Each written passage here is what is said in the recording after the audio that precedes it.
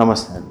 నేను మీ doctor Vishal Raj, consultant general and laparoscopic surgeon, Raghavendra hospitals, Bowenpally నుంచి.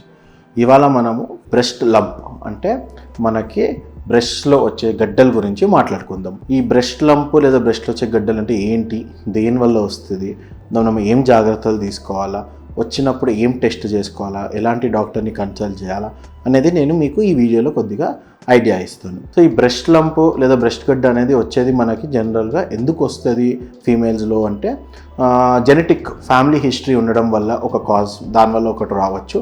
అంటే మన ఇంట్లో మీ అమ్మ వల్ల మీ ఫ్యామిలీ రిలేషన్స్లో ఓనర్ లేడీస్కి ఈ ప్రాబ్లం ఉంటే మీకు వచ్చే ఛాన్సెస్ కొద్దిగా నార్మల్ జనాల కంటే ఎక్కువ ఉంటుంది.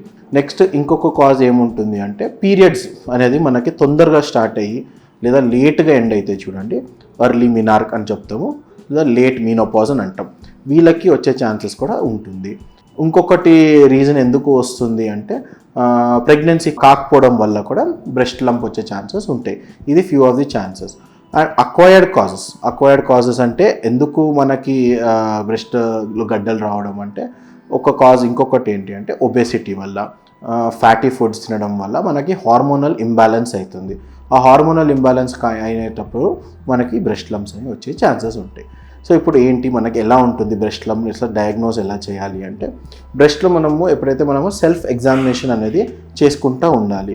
బ్రెస్ట్ని మనము ఎవ్రీ కార్నర్లో టచ్ చేసుకుంటా, నిప్పుల్స్ని మనము స్క్వీజ్ చేసి చేసుకుంటూ ఉండాలి. దాన్ని సెల్ఫ్ ఎగ్జామినేషన్ అంటాం. ఎప్పుడైతే మనకు గడ్డలాగా ఎట్లాంటిది ఏమైనా టచ్ చేసినప్పుడు గట్టిగా అనిపిస్తుందో అప్పుడు మనం దాన్ని డాక్టర్కి చూపించాలి.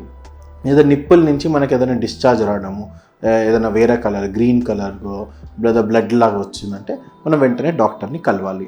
ఇది మనము డిలే చేయకూడదు. ఎందుకంటే ఈ బ్రెస్ట్ గడ్డలు అనేది రెండు రకాలుగా ఉంటాయి. ఒకటి క్యాన్సర్కి సంబంధించి, ఒకటి క్యాన్సర్ కాక సంబంధించి ఉంటాయి. సో ఇది మనము దాన్ని డయాగ్నోస్ చేయాలి అంటే కొన్ని టెస్టులు చేసుకోవాలి. అది మనము సూది పరీక్ష అంటాం. ఆ సూది పరీక్ష అనేది బయాప్సీ అంటే ఒక చిన్న పీస్ ఆ గడ్డ నుంచి తీసుకొని ఇక్కడ మనకి సంకలో కూడా గడ్డల్లాగా అనిపిస్తే అందులో కూడా ఒక టెస్ట్ చేసుకొని మనము పాథాలజిస్ట్కి చూపించి వాళ్ళు మైక్రోస్కోప్లో పెట్టుకొని మనకి కన్ఫర్మ్ చేసి చెప్తారు అది క్యాన్సరా కాదా అని. క్యాన్సర్ అంటే దానికి ట్రీట్మెంట్ వేరే రకాలుగా ఉంటుంది. క్యాన్సర్ కాదు అంటే మనం చిన్న ఆపరేషన్ చేసేసుకొని ఆ గడ్డ అనేది తీసేసుకోవచ్చు.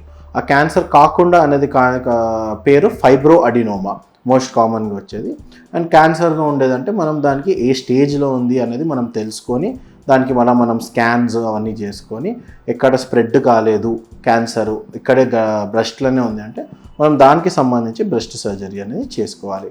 సో మనము పేషెంట్గా ఫస్ట్ ఇంపార్టెంట్ ఏంటి అంటే సెల్ఫ్ అవేర్నెస్. సో మీకు ఈ అవేర్నెస్ అనేది తెలిసి ఉండాలి.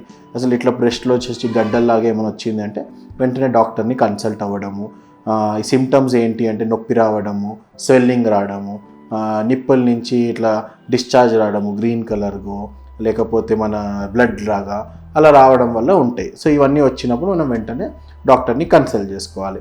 కన్సల్ట్ చేసి సూది పరీక్ష, స్కానింగ్స్ ద్వారా మనం అది క్యాన్సరా కాదా అని కనుక్కొని దాని ప్రకారం మనము ట్రీట్మెంట్ ఫర్దర్గా చేసుకోవాలి. క్యాన్సర్ ఈ బ్రెస్ట్ లంప్స్ అవాయిడ్ చేయడం ఎలా అంటే ఒకటి హెల్తీ లైఫ్ స్టైల్ మెయింటైన్ చేయాలి, హెల్తీ డయట్ ఉండాలి, అండ్ ఫ్యామిలీ హిస్టరీ ఉన్నప్పుడు రిపీటెడ్ స్క్రీనింగ్ అంటాం.